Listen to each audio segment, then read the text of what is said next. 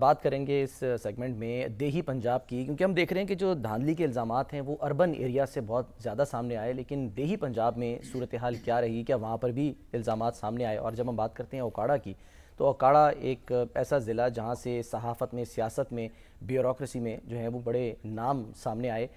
دیپال پور تحصیل بھی کہا جاتا ہے پاکستان کی سب سے بڑی تحصیل ہے، اور آج ہمارے ساتھ شامی صاحب موجود ہیں، معین وٹو صاحب۔ معین وٹو صاحب جو ہیں یہ ہمارے میاں محمد یاسین خان وٹو مرحوم چھوٹے ان کے چھوٹے بھائی ہیں، یہ سمجھے ان کے جانشین ہیں اچھا سیاسی۔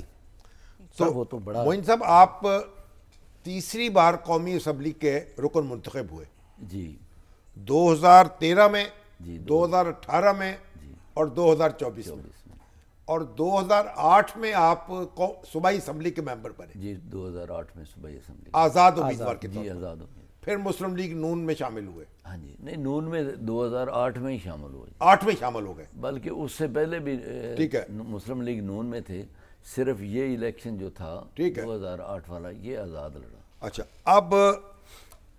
اب آپ یہ بتائیے کہ تینوں دفعہ آپ کے مقابل جو تھے وہ میاں منظور احمد وٹو صاحب تھے، جی جو ہمارے سابق وزیر اعلیٰ ہیں، جی یقیناً، اور تینوں بار آپ جیت گئے۔ جی یقیناً اللہ تعالیٰ کی یہ ہیٹ ٹرک انہوں نے کی یا یا آپ نے کی؟ یہ اللہ کی مہربانی سے جی، یہ مجھے اللہ نے مہربانی فرمائی کہ 2013 میں بھی میں 2 سیٹوں پہ جیتا اگینسٹ میاں منظور بٹو صاحب، یہ صوبے میں بھی اور مرکز میں صوبے میں بھی اور مرکز وہ میں۔ صوبے میں بھی تھے، مرکز میں بھی تھے۔ صوبے میں ان کا بیٹا تھا جی، اچھا اور مرکز میں وہ خود میاں منظور بٹو صاحب تھے، ٹھیک۔ اور 2013 میں میری 32,000 کی لیڈ تھی جی۔ پھر 2018 کے الیکشن میں بھی ان کے وہ براہ راست ان کے ساتھ جو مقابلہ تھا وہ میرا تھا، اس وقت 14,000 کی لیڈ تھی، ٹھیک۔ اور جو میرے بھتیجے کے مقابلے میں ان کا بیٹا تھا نور الامین کے مقابلے میں اس کی لیڈ 10,000 تھی۔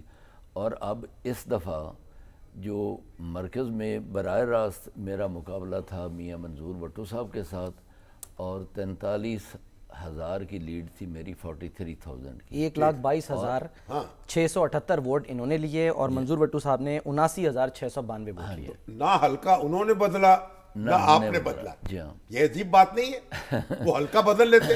دیکھیں جی، وہ ہمارا جو گاؤں بھی ہے، ان کا گاؤں بھی ہے، ہمارا گاؤں اور ان کا گاؤں ایک ہی حلقے میں آتے ہیں، حویلی لکھا اور ایک دوسرے کا احترام بھی ہے، احترام، ملاقات بھی ہے، جی ملاقات میل جول بھی ہے، اور ملاقات، مقابلہ بھی ہے۔ مقابلہ بھی ہے۔ تو میں ان کی، آپ تو پیشے کے لحاظ سے وکیل ہیں نا؟ جی میں ایڈوکیٹ ہوں، میں 25 ایئرس تک میں پریکٹس کرتا رہا ہوں، اوکاڑا ڈسٹرکٹ بار 25 کا سال عہدیدار بھی رہا ہوں، ڈسٹرکٹ بار کا۔ جی اوکاڑا ڈسٹرکٹ بار۔ تو آپ یہ بتائیں کہ یہ پھر آپ کے پاس کیا ایسی گیدڑ سنگھی گدڑ سنگھی ہے کہ جس سے آپ نے متواتر، یعنی حریف نے بھی نہیں بدلا، انہوں نے بھی ضد پکڑی، آپ نے بھی پکڑی، اور مارجن بھی سر بڑے مارجن سے ہرا رہے ہیں۔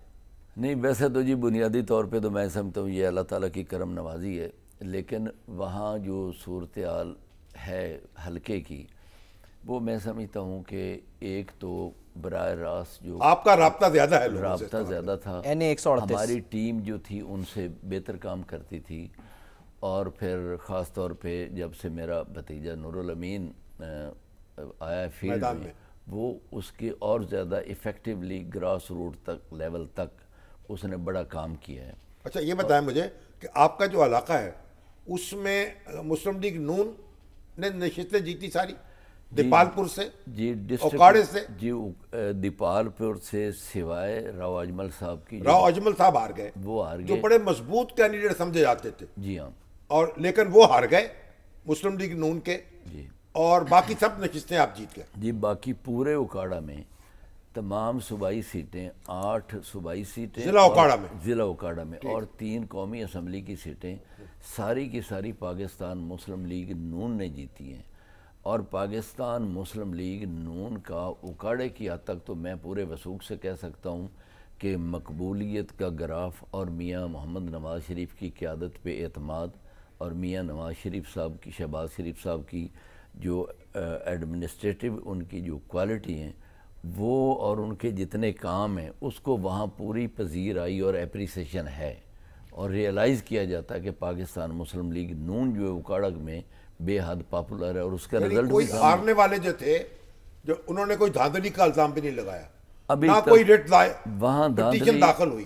شامی صاحب وہاں دھاندلی ہو ہی نہیں سکتی، اس لیے کہ دیہات میں جتنے ہمارے پولنگ ایجنٹس ہوتے ہیں وہ ایک دوسرے کو اجازت بھی نہیں دیتے، یہ ہو ہی نہیں سکتا۔ وہاں تو ایک ایک ووٹ پہ اتنی تلخی بھی ہو جاتی ہے، لڑائی بھی ہو جاتی ہے، وہاں جو جتنے ووٹ جس کو ملتے ہیں وہ اتنے ہی ووٹ ہوتے ہیں، اور آج تک کبھی ایسے نہیں ہوا کہ جو فارم 45 میں کچھ اور لکھا ہوا ہو، یا پریزائڈنگ افسر اگر سادہ کاغذ پہ بھی لکھ کے دے دے اس میں اور بعد والے رزلٹ میں کبھی کسی جگہ پہ کوئی